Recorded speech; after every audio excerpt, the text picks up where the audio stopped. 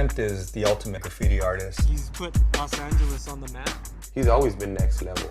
He probably is the most versatile artist. Tempt is an innovator. Nobody compares with his style. He's one of the top 5 in the world.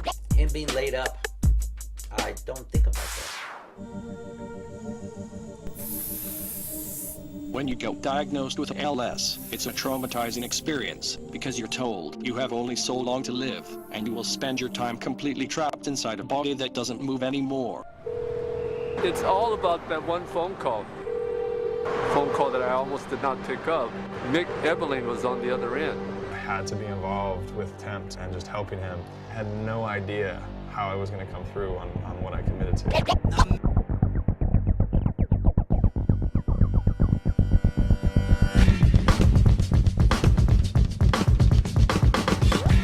Our writing culture was born of making something from nothing. I laid in bed, exploding with ideas that branched out from that initial concept. That's when I knew I wasn't done yet. We're building the BRAINWRITER as the follow-up to the iWriter for Tempt. You know, his condition has progressed and he needs another way to be able to draw and to communicate. The only thing that he has that is intact is his ability to think. And you have to tap into that, into the best of their abilities and try to bring it out as best as you can. And that's all you can do, is get to know them, find out what it is they need, and find out what it is they have, and match that with the technology that caters specifically to that ability and brings it out so that they have the ability to do what they love and enjoy the things that all the rest of us take for granted.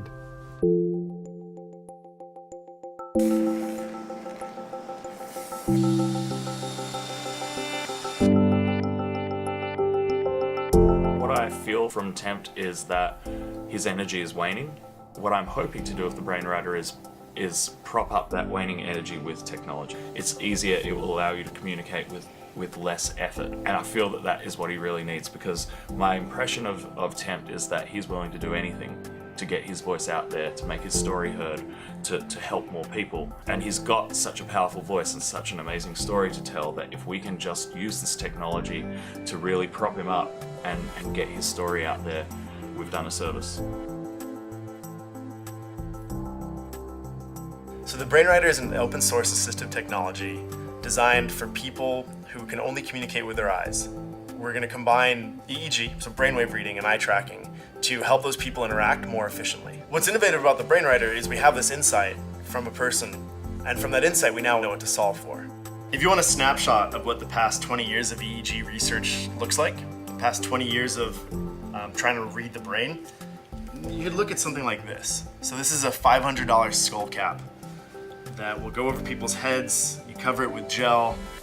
This long cable will then plug into a $2,000 amplifier, and then that'll plug into a computer that is running $2,000 software. Contrast it with this. So this is the OpenBCI first generation headset. This is 100% customizable. You can place the sensors wherever you need it. So you have the expensive system that used to exist in the lab, and this is designed from the ground up, can do effectively the same thing, and $500 versus $3.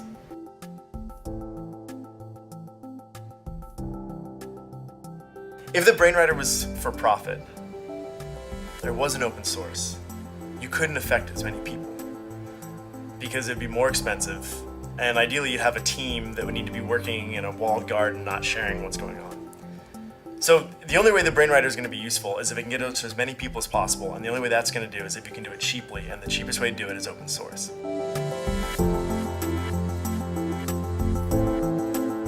It wasn't like, how do we serve 50 people, and it wasn't just a technical exercise either. I think if it ever became just a technical exercise, then there's no real value in doing it anymore. Every single person is different.